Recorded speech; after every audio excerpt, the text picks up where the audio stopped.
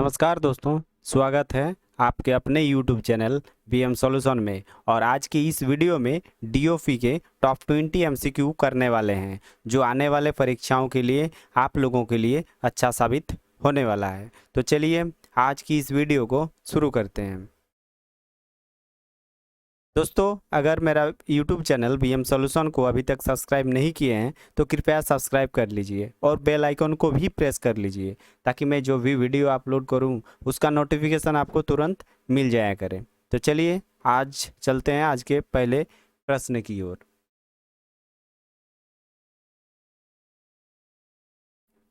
आज का पहला प्रश्न है, पोस्ट रेस्टेंटे के रूप में चिन्हित वीपी आर्टिकल को कितने दिन जमा रखा जाता है?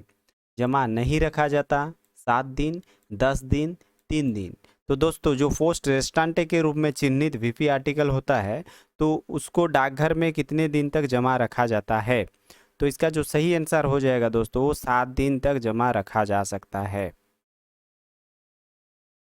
अगला प्रश्न है, पंजीकृत आर्टिकल पर शुल्क अथवा डाक शुल्क के कमी के मामले में कितना शुल्क वसूल किया जाएगा?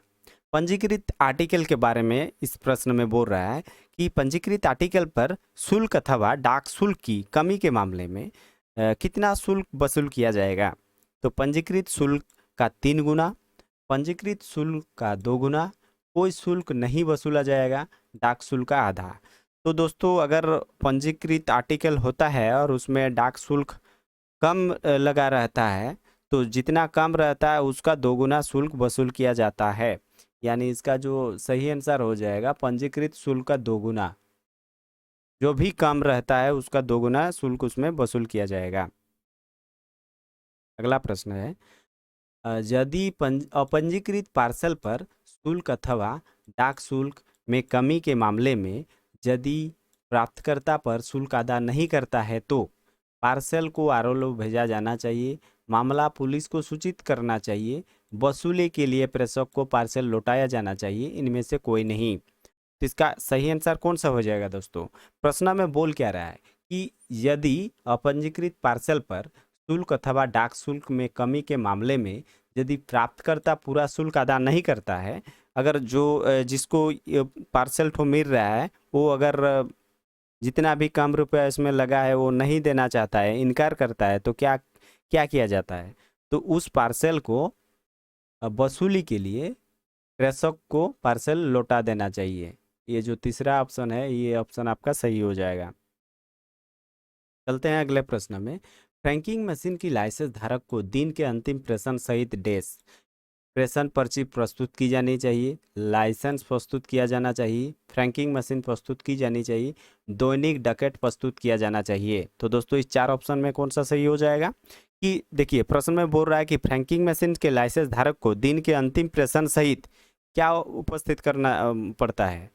तो इसका जो सही आंसर कौन सा हो जाएगा दोस्तों, इस 4 ऑप्शन में? 4 ऑप्शन में आपका सही आंसर हो जाएगा, देखिए, उसको फ्रैंकिंग मशीन लाइसेंस धारक को दिन के अंतिम प्रेषण के समय दैनिक डकैत प्रस्तुत किया जाना चाहिए। ये लास्ट ऑप्शन जो है ये सही हो जाएगा। अगला प्रश्न है, VPP आर्टिकल के प्रेषक को प्रेषण के लिए निर्दिष्ट राशि निम्न में से अधिक नहीं होनी चाहिए। 10,000, 4,000, 5,000, 2,000। दोस्तों, ये सब आपको तो पता है, जो VP आर्टिकल होता है वो अधिकतम आपका 5,000 तक आप भेज सकते हैं। यानी इसका जो सही आंसर हो जाएगा, तीसरा ऑप्शन हो जाएगा, 5,000। अगला प्रश्न है, पोस्टल आर्टिकल को पोस्ट करने अथवा पते में परिवर्तन के बाद आर्टिकल को वापस लेने के लिए आवेदन पत्र के साथ निम्नवत के रूप में निर्धारित शुल्क साथ हो। भारतीय पोस्टल ऑर्डर, नगद या डाक टिकट, क्रॉस चेक। तो दोस्तों, अगर मान लीजिए किसी ने आर्टिकल पोस्ट किया है और उसको वो पते में परिवर्तन चाह रहा है और उसको वापस भी लेना चाह रहा है, तो क्या करना पड़ता है उनको? भारतीय पोस्टल ऑर्डर, नगद, डाक टिकट, क्रॉस चेक। तो उसको जो उसका जो शुल्क लगता है वो डाक टिकट के रूप में चुकाना पड़ता है। यानी जो इसका जो तीसरा ऑप्शन है ये सही हो जाएगा। अगला प्रश्न है, जहां बीमाकृत अथवा अपंजीकृत आर्टिकल को वापस लेने के लिए आवेदन पत्र के साथ निम्नवत की कॉपी हो। देखिए यहाँ बीमाकृत और अथवा पंजीकृत आर्टिकल को वापस लेने की बात कर रहा है, तो वो जो आवेदन करेगा तो आवेदन के साथ किस और एक कॉपी होना चाहिए। तो अनुरोध संबंधी आवेदन, आईडी कार्ड की प्रति, पीओ द्वारा दी गई मूल रसीद, इनमें से कोई नहीं। तो सातवां का सही आंसर कौन सा हो जाएगा? सातवां का सही आंसर हो जाएगा जो आपने जो बीमाकृत या पंजीकृत आर्टिकल का जो भेज रहे थे, तो उस समय आपको कुछ रसीद मिला होगा, वो रसीद भी साथ में आपको देना होगा, तभी आवेदन स्वीकार किया जाएगा। यानी इसका सही आंसर हो जाएगा तीसरा ऑप्शन, पीओ द्वारा दी गई मूल रसीद। यदि भुगतान के लिए प्रस्तुत भारतीय पोस्टल ऑर्डर को बचत बैंक के माध्यम से किया जाना है तो आवश्यक है आवेदन के साथ दिया गया हो, पोस्टमास्टर को दिखाया गया हो, उपरोक्त में से कोई नहीं, सही से क्रॉस किया गया हो। तो प्रश्न में बोल क्या रहा है कि यदि भुगतान के लिए प्रस्तुत भारतीय पोस्टल ऑर्डर को बचत बैंक के माध्यम से किया जाना है तो आवश्यक है। इसका सही आंसर होगा दोस्तों ये चौथा ऑप्शन जो है ये सही हो जाएगा, सही से क्रॉस किया गया हो, चौथा ऑप्शन सही हो जाएगा। जिस मनी ऑर्डर का भुगतान नहीं किया गया है उसके प्रेषक की इच्छा है कि उसका भुगतान रोक देना चाहिए तो उसे डैश कार्यालय में लिखित रूप से आवेदन करना चाहिए। तो देखिए इसमें बोल क्या रहा है कि मनी ऑर्डर का अभी तक भुगतान नहीं हुआ है और प्रेषक चाहता है कि उसका जो भुगतान है वो रोक दें, तो उसके लिए उसको किस कार्यालय में आवेदन देना होगा? जिस पर यह जारी किया गया था, जिस पर भुगतान किया जाना है, जिस पर यह एमओ रखा हुआ है, अधीक्षक के कार्यालय में। तो 10वां का सही आंसर हो जाएगा दोस्तों। देखिए मनी ऑर्डर जहां से जारी किया गया था उस ऑफिस में उनको आवेदन देना पड़ेगा, यानी इसका जो पहला ऑप्शन है ये सही हो जाएगा, जिस पर यह जारी किया गया था। बाकी दूसरे ऑफिस में आवेदन स्वीकार नहीं किया जाएगा। अगला प्रश्न है, जिस मनी ऑर्डर का भुगतान नहीं किया गया है उसके प्रेषक की इच्छा है कि उसका भुगतान जिस व्यक्ति के नाम में आदेशित है उसके अलावा अन्य व्यक्ति के नाम में हो, अपेक्षित परिवर्तन निम्नवत भुगतान करने पर किया जाएगा। पहली कमीशन राशि के बराबर दूसरी कमीशन, पहले शुल्क के अलावा डबल कमीशन, साधारण जुर्माना, इनमें से कोई नहीं। तो 11वां का कौन सा सही होगा दोस्तों? तो 11वां का सही हो जाएगा। देखिए ऐसा अगर वो करेगा प्रेषक तो उसके लिए पहले कमीशन की राशि के बराबर दूसरा कमीशन लग जाएगा, तभी वो दूसरे के नाम पर मनी ऑर्डर प्रोग्रेस होगा। यानी पहला जो ऑप्शन है ये आपका सही आंसर हो जाएगा। अगला प्रश्न है, लेने से इनकार की गई पंजीकृत आर्टिकल जिन पर प्रेषक का पता पाया गया है कहाँ वापस किया जाएगा?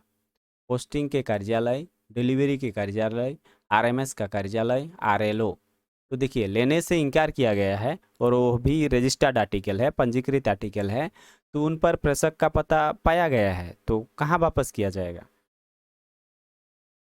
12वां का जो सही आंसर हो जाएगा दोस्तों, उसको पोस्टिंग का कार्यालय, वो जहाँ से आ रहा है, जहाँ से चिट्ठी को बुक किया गया था, उस कार्यालय को वापस भेज दिया जाएगा। अगला प्रश्न है, शाखा डाकघर से उसके लेखा कार्यालय तक पीओ बैग में डैश होनी चाहिए। पीओ दैनिक लेखा, पीओ स्लिप, पीओ लेखा, ये सभी। देखिए शाखा डाकघर से उसके लेखा कार्यालय तक जो बीओ से जाएगा एसओ में, या उनका जो लेखा कार्यालय होता है एचओ भी होता है, तो उनका जो भी लेखा कार्यालय हो वहाँ अगर बीओ बैग भेजता है तो उस बीओ बैग में क्या होना आवश्यक है? तो देखिए इस 4 ऑप्शन में इसका जो सही आंसर हो जाएगा उसमें बीओ दैनिक लेखा होना अनिवार्य है, यानी पहला ऑप्शन जो है ये सही हो जाएगा। अगला प्रश्न है, कौन सा कार्यालय शाखा कार्यालय के लिए बैग बंद करेगा? सभी एचओ द्वारा, सभी एसओ द्वारा, किसी भी एचओ द्वारा, लेखा कार्यालय द्वारा। तो देखिए दोस्तों वो कौन सा कार्यालय है जो शाखा कार्यालय के लिए बैग बंद करेगा? तो उनका बैग बंद करने कौन करेगा? ये तो अकाउंट ऑफिस ही करेगा, उनका जो भी अकाउंट ऑफिस हो, चाहे एसओ हो चाहे एचओ हो, तो ये इसका सही आंसर हो जाएगा लेखा कार्यालय द्वारा।